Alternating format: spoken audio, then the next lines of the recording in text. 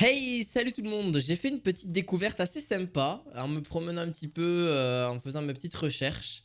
Et en vrai, je suis très content de vous parler alors d'un ordinateur portable, l'un des plus puissants du marché, avec la gamme des 4000. Donc oui, ça y est, on a des cartes graphiques qui sont incorporées dans les PC portables en 4000, donc la quatrième génération de RTX.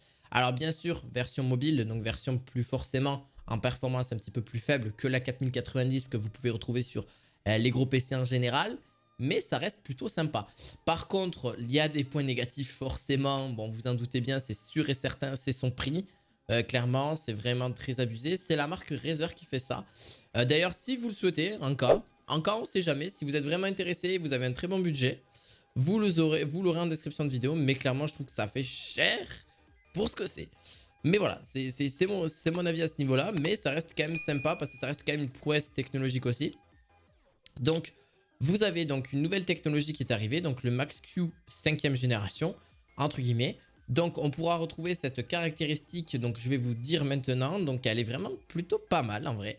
On a une consommation forcément plus réduite que la 4090 que vous connaissez. Donc la 4090 aura 16 Go en GDDR6 et non 24 avec la version originale. D'ailleurs, elle concurrence plutôt très bien la 3080 Ti qu'on a en version bien sûr portable, je parle. Là-dessus, donc il y a à peu près aussi le même nombre de gigas, il me semble, je crois qu'elle a 16 Go de RAM aussi. On a un Tensor Core donc 304 et de CUDA Core, on a 9728, ce qui reste plutôt correct. Donc c'est surtout son prix qui est vraiment trop pour moi, mais en soi, ça reste une bête de course. Alors, il est équipé d'un Intel Core i9 13e génération, donc l'un des derniers, de 24 cœurs et 12 fils de calcul. Donc ce qui reste un très bon processeur. Donc si vous faites l'usage de travailler avec ça, je peux vous dire que vous allez super bien travailler. Ça restera quand même quelque chose qui risque de chauffer plutôt pas mal parce qu'on en a vraiment de très gros processeurs, une très grosse carte graphique. Ce qui me néglige un petit peu pour le prix dont vous allez payer l'ordinateur. Je vous ai divulgué le prix un petit peu après, vous inquiétez pas, vous allez voir. 32 Go de RAM, je trouve ça un petit peu faible, clairement. 64 Go aurait été mieux, ou 48 à la rigueur. Mais clairement, 32 Go de RAM pour son prix, clairement, ça ne vaut pas du tout. Et par la suite, 1 Tera de mémoire en SSD. Pareil, je vais vous dire la même chose, c'est pas suffisant. Son écran est du l'Ultra HD+, donc 3840 par 2100 pixels, 400 pixels en 120 images secondes, ce qui reste au niveau de son écran. Pour les quelques benchmarks que j'ai pu en retrouver là-dessus, alors je parle vraiment PC portable, on peut vraiment avoir un score de quand même de 18 000 points par rapport à une 3080 Ti. On est à 9117 points. Donc ça reste plutôt correct. Non, on est à 10 000 points. Non, je vous ai un peu menti. On est à 10 518 points. Donc on est au-dessus d'une RTX réelle. On est vraiment au-dessus d'une RTX 3080 Ti qu'il y a en vrai. Donc pas mobile ou quoi que ce soit. Donc pas du tout sur PC portable, sur PC fixe. Et elle concurrence, entre guillemets, elle est au-dessus, elle est en dessous de la 4070 Ti. Voilà, en termes de 3D marque au niveau de ce benchmark là. Donc ce qui reste relativement sympa, relativement correct. On atteindra à peu près des températures jusqu'à 80 degrés. Donc c'est ce qui est à peu près, on retrouve à peu près sur les RTX 4000 à peu près cette température là. Entre 80 et 90 degrés, ce qui reste correct. Si vous allez plus haut, commencez un petit peu à vous inquiéter parce que c'est généralement c'est pas très bon signe. Si ça va à 95, 100 degrés, c'est pas forcément une bonne chose. Ça veut dire peut-être qu'elle a peut-être un défaut à ce niveau-là. Donc, à vérifier auprès de là où vous l'avez acheté, si vous avez acheté ce PC-là ou une carte graphique là-dessus.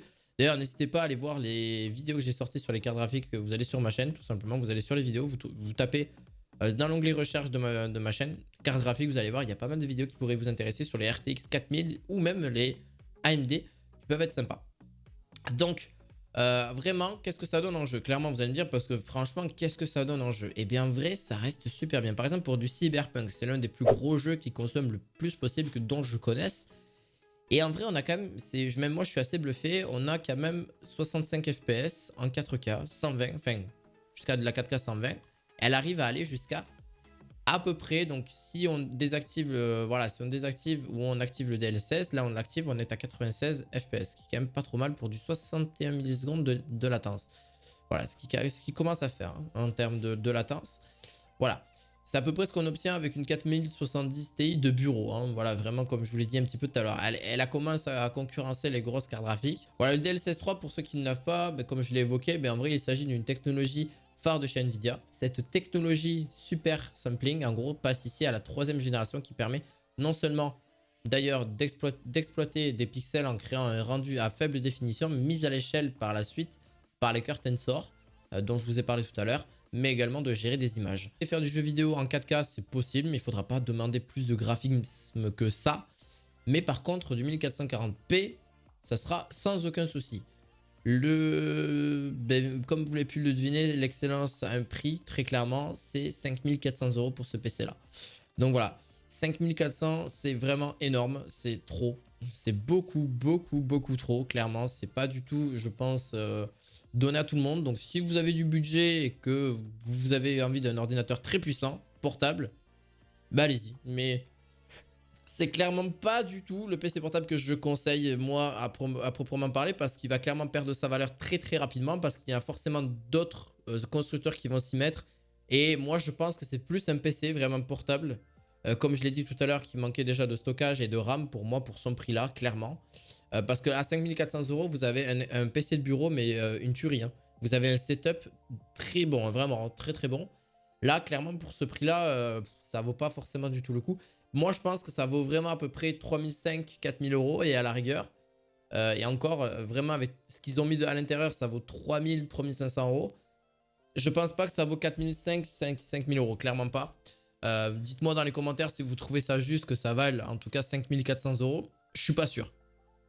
Voilà, pour être vraiment honnête, même s'il y a les dernières technologies, le dernier processeur, pour moi, ça vaut pas ce prix-là. Voilà, après, c'est une estimation de leur part. C'est Razer qui fait ça. Il y en a d'autres aussi qui ont fait d'autres PC portables. Bon, c'était aujourd'hui, je voulais vraiment vous parler de celui-ci. Voilà, un petit peu mon avis dessus. J'espère qu'en tout cas, ça vous aura plu. N'hésitez pas à laisser un petit pouce bleu, à vous abonner à cette chaîne. On se retrouve à la fois prochaine pour d'autres vidéos high-tech. À la fois prochaine, ciao, ciao.